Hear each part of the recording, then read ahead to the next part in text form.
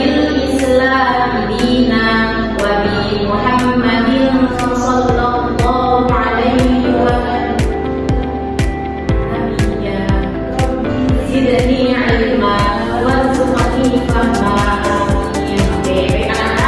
Alhamdulillah, hari ini kita belajar di pelajaran ini ya, kelas 11. Baik anak, kita urai dulu. Kemarin kita sudah belajar tentang memandikan dan juga mengkafani jenazah.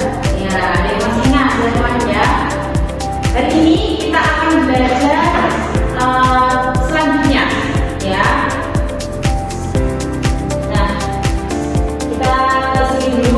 Pembelajaran yang pertama, memahami konsep dasar pemulasaran jenazah sesuai dengan syariat Islam. Yang kedua, menjelaskan tata cara sholat jenazah dengan benar.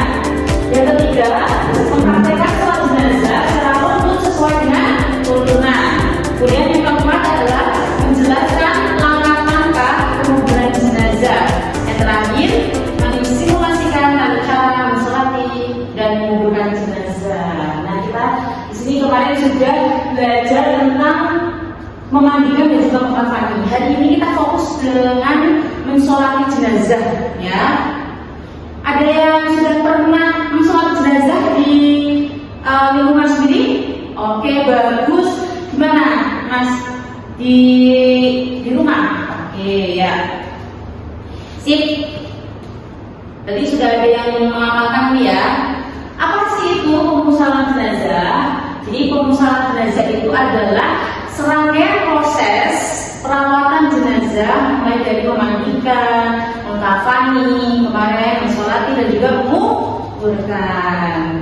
Kemudian ada yang tahu nggak nih hukumnya apa? Hukumnya apa sholat jenazah itu? Bagus. Apa Mas? Oke, sip, bagus kajian, masya Allah, benar sekali ya. Hukumnya adalah hukum sholat jenazah ini adalah fardu kifayah. Apa sih itu fardu kifayah? Ya, kewajiban sama jika sudah dilakukan sebagian, gugur kewajiban yang lainnya. Jadi kalau sudah ada yang melakukan itu sudah gugur. Alangkah baiknya kita ikut dalam prosesnya, gitu ya.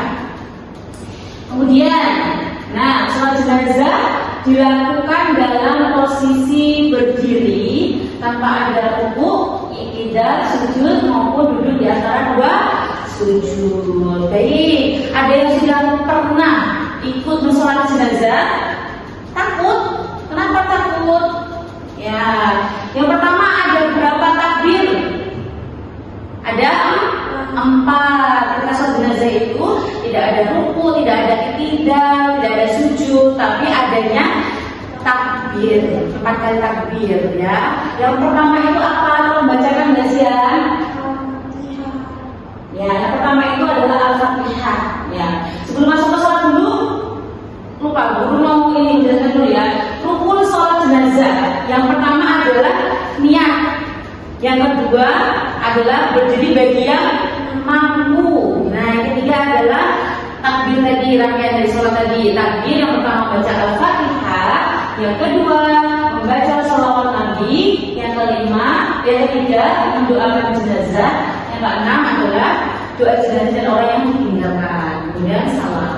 Nah, ini penting sekali ya teman-teman, harus tahu posisi ketika mensolati jenazah itu, harus tahu imamnya posisinya di mana, makmumnya di mana. Kalau laki-laki gimana itu? Di sejajar kepala jenazah. Kemudian yang perempuan di mana? Di perut. Nah, jangan sampai salah. Ketika ada jenazah perempuan, kita mensolatinya di pas kepala, jangan ya. Tapi di mana teman-teman? Di perut. Nah, baik sekali. Lalu bagaimana sih guru tata cara dan bacaan sholat jenazah? Nah, seperti yang guru tampilkan di sini, ya. Yang pertama itu adalah niat. Sebelum itu niat dulu. Niatnya adalah mensolati jenazah. Ada yang tahu niatnya bacaannya gimana?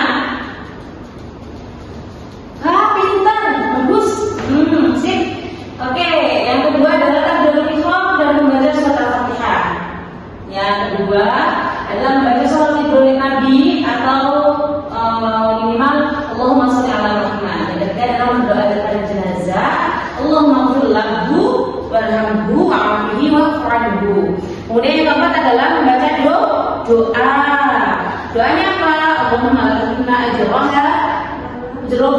taghfirna ba'dahu waghfir lana wa lahu. Nah, ini kalau bu itu untuk apa? Laki-laki atau perempuan? Perempuan. Kalau laki-laki jadi apa? Ha, ya. Ya, juga kalau perempuan itu labu, kalau laki-laki laha. Allahumma ighfir laha warhamha wa'fu wa'anha. Nah, itu ya. Kemudian yang terakhir adalah salam. Nah, selanjutnya kira-kira semua manusia wajib disolatkan apa enggak? Ya? Ayo, bagus ya, sudah berani menjawab, bagus ya. Ada beberapa yang tidak boleh disolatkan. Siapa? Orang kafir atau non muslim. Mereka dengan ibadahnya sendiri. Kalau Islam baru disolatkan. Kemudian yang kedua adalah orang yang murtad. Nah, yang ketiga adalah jenazah yang belum dimandikan. Lalu kalau menurut teman-teman, ketika ada bencana, itu ada bencana gempa, kira-kira gempa itu parah, jadi bangunan itu roboh. Nah, ada korban jiwa. Kira-kira pemusnahan jenazahnya dilakukannya gimana? Sholatnya gimana? Ada yang tahu nggak? Hah? Oke, ya. Gimana?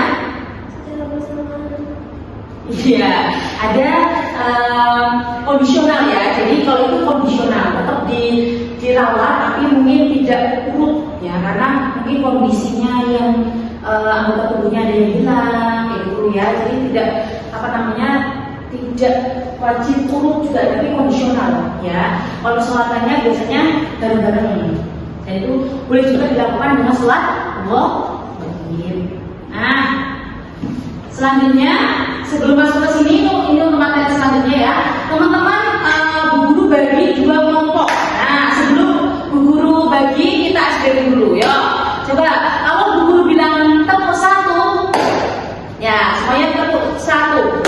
Tapi kalau bu guru bilang satu, berarti tidak tepuk. Oke ya.